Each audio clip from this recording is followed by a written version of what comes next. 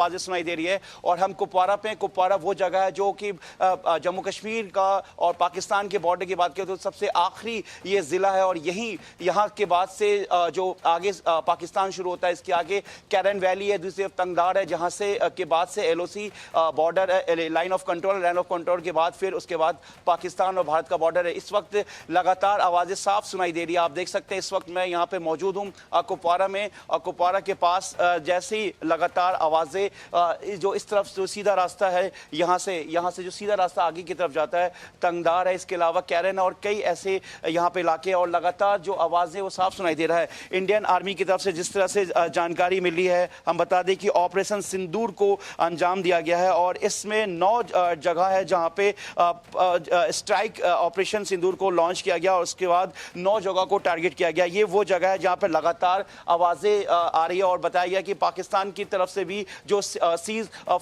Fire किया गया है, मतलब जो उल्लंघन किया जा रहा है लगातार, उसकी तरफ से पाकिस्तान की तरफ से सीज फायर की गई है। और इस वक्त लगातार मैं कुपवारा में इस वक्त मौजूद हूं यहाँ पर, और यहाँ पर मेरे पीछे लगातार आवाजें सुनाई दे रही। लेकिन जिस तरीके से ऑपरेशन सिंदूर के बारे में जो भारत की तरफ से इस लगातार आज से ही सुबह से ही, मतलब हम आपको बताएं कि मंगल से ही लगातार जो है कई जगहों पर जो है सेना की तरफ से जो है वो जो रास्ता है वो पूरी तरह से बंद कर दिया गया था और लगातार कई मीटिंग चल रही थी।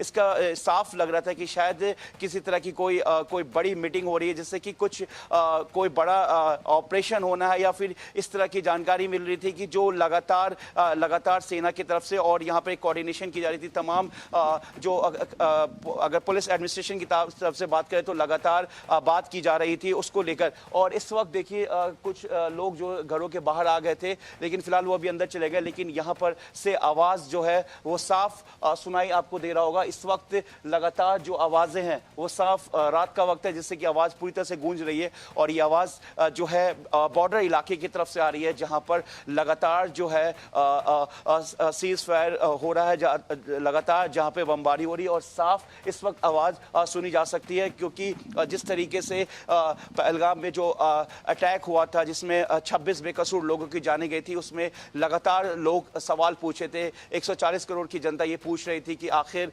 किस तरीके से इस आतंकवाद का मुंहतोड़ जवाब दिया जाएगा। लेकिन सरकार लगातार इस पूरे मामले में बस यही कह रही थी कि जो जनता चाहेगी वैसा ही जवाब मिला जाएगा। हाल में जिस तरह से रक्षा मंत्री राजनाथ सिंह ने भी कहा था कि नरेंद्र मोदी जो हैं देश के प्रधानमंत्री, वो जानते हैं, वो समझते हैं कि जो देश की जनता चाहती है वो वही करेंगे, उसी तरीके से जवाब दिया जाएगा। लगातार देश के प्रधानमंत्री अपने तीनों सेना की बात करें, एयरफोर्स की बात करें या फिर नेवी की बात करें या फिर आर्मी की बात करें, लगातार उनकी मीटिंग चल रही थी। उसके बाद लगातार तमाम जो अलग अलग जिस तरीके से मॉकड्रिल की बात आई, उसके बाद लोगों को कहा गया कि किस तरीके से आपको अलर्ट रहना है। तो ऐसे में इस तरीके से आज देर रात, बुधवार की देर रात, जिस तरीके से एक स्ट्राइक हुआ इंडिया की तरफ से, जो जवाब दिया गया है पाकिस्तान के उन लोकेशंस पे जहां पर आतंकियों का जो हेडक्वार्टर बताया गया, इसमें किसी भी सिविलियन का पहले ही कहा गया था कि किसी भी सिविलियन या किसी भी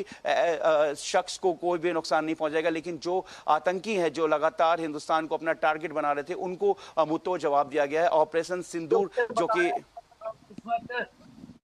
ठीक है, ऑपरेशन सिंदूर में साथ अजय जांडियाल भी इस वक्त जुड़े हुए हैं। जावेद, अजय, क्या आपको इस वक्त सुनाई पड़ रहा है? इस वक्त जो ऑपरेशन सिंदूर शुरू हुआ है, आप जम्मू के आसपास हैं, क्या दिखाई पड़ रहा है, क्या सुनाई पड़ रहा है? जावेद, अजय। देखिए राजीव, मैं आपको बता दूं, दरअसल जब देखिए इस वक्त लगातार आवाजें सुनाई दे रही है। कार्रवाई हुई है उसके बाद की जो तस्वीरें हैं, और उसमें आपको बता दूं जो अभी हम जो अखनूर सेक्टर के पास हैं, यहाँ पर भी लगातार धमाकों को सुना जा सकता है। ये आपको बता दूं, जो जानकारी है उसके मुताबिक ऑपरेशन सिंदूर को जब अंजाम दिया गया, लगभग 1:30 बजे का वक्त था रात को, जब 15 मिनट का समय लेकर एयरफोर्स ने उन मिसाइल टारगेट्स को हिट किया है। 9 वो ठिकाने हैं जिसमें बहावलपुर जो लश्कर-ए-तोयबा का मुख्य अड्डा है, जो हेडक्वार्टर है, उसको जो है वो टारगेट किया। और उसके बाद जो लगातार जो सिलसिला है ये लगातार जारी है। आपको बताऊं 9 ठिकानों को हिट करने के बाद कहीं ना कहीं इस चीज को सुनिश्चित किया गया कि जो पाकिस्तानी सेना के कोई ठिकाने इसमें हिट ना हो, सिविलियन इलाकों को टारगेट ना किया जाए, और उसके बाद जो है ये कार्रवाई, इस कार्रवाई को अंजाम दिया जाए। और इसी तरह से इस कार्रवाई को जो है वो अंजाम दिया गया है। जो सूत्र बता रहे हैं राजीव, उसके मुताबिक जब ये धमाके हुए हैं, लोगों ने उन धमाकों की आवाजों को सुना है। कई इसमें कैजुअल्टी जो है वो पाकिस्तान को हुई है, जो जानकारी मिल रही है। और पाकिस्तान के कब्जे वाले कश्मीर में जो लोग हैं, उन्होंने इस चीज को विटनेस किया है। उनका कहना है कि लगातार धमाके हुए और उस धमाकों के बाद जो है अचानक से उस इलाके में जो है वो काफी कैजुअल्टी जो है उसकी खबर उन्हें मिल रही है। दरअसल ये जो इलाका पड़ता है, ये इलाका आपको बता दूं कि पाकिस्तान के कब्जे वाला कश्मीर, उसमें कई ऐसे ठिकाने, जिसमें मुजफ्फराबाद का इलाका है, जिसमें पाकिस्तान के कब्जे वाले कश्मीर में वो आतंकी अड्डे जहां पर पाकिस्तान आतंकियों को लॉन्च करता था, जहां पाकिस्तान के ट्रेनिंग कैंप थे, भारत की तरफ से राजीव पहले ही साफ कर दिया गया था कि किसी भी तरीके से पाकिस्तान की किसी सैन्य ठिकाने, पाकिस्तान के किसी सिविल सोसाइटी जो है उसको हिट नहीं किया जाएगा, बल्कि उन ठिकानों को नष्ट किया जाएगा जहां से भारत के खिलाफ जो है आतंकवाद जो है वो पनपता है। उन ठिकानों को हिट किया जाएगा जहां से पहलगाम हमले की साजिश रची गई, और वही हुआ है।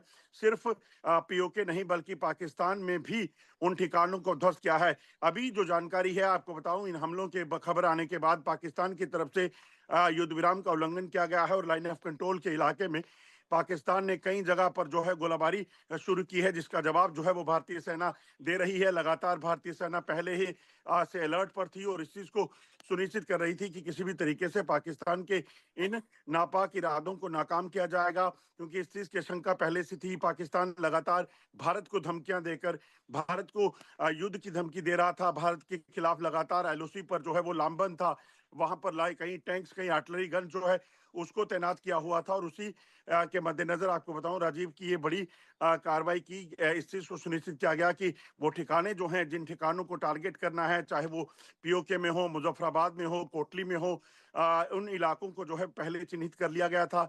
और भारतीय सेना को 3 दिन पहले जब हमने खबर दिखाई थी कि भारतीय सेना को खुली छूट दे दी गई है, एयरफोर्स चीफ हो, नेवी चीफ हो या फिर आर्मी चीफ हो, उनके साथ लगातार प्रधानमंत्री की बैठक चल रही थी।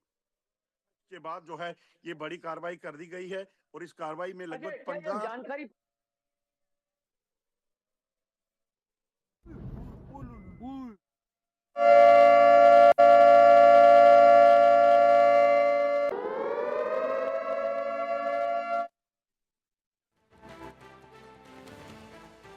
निशाना बनाया गया है। वो बहावलपुर का वो लश्कर का हेडक्वार्टर है, जहां से हाफिज सईद अपने इन आतंक के कारनामों को अंजाम देता था, जहां से भारत के खिलाफ जो है वो लगातार आतंकी गतिविधियों को अंजाम दिया जाता था। और उसी तर्ज पर जो है उसने पहलगाम हमले को भी अंजाम दिया, जिसमें 26 मासूम लोगों की जो है वो हत्या कर दी गई थी। अब आज मगर ये समय आज आ गया है जब उन 26 लोगों की आत्माओं को कहीं ना कहीं शांति मिली होगी, क्योंकि पाकिस्तान के कब्जे वाले कश्मीर ही नहीं बल्कि पाकिस्तान के अंदर बहावलपुर का जो वो मुख्य अड्डा आतंक का जो था, जिसमें हाफिज सईद कई बार बयानबाजियां करते दिखा था, उन अड्डों को भी निशाना बनाया गया है। और उन निशाना बनाने के बाद इस चीज को सुनिश्चित किया गया है कि किसी भी तरीके से वहां सिविलियन और मिलिट्री कैजुअलिटीज को ना हो। अभी जो ताजा जानकारी है, चाहे वो अंबाला बेस कैंप हो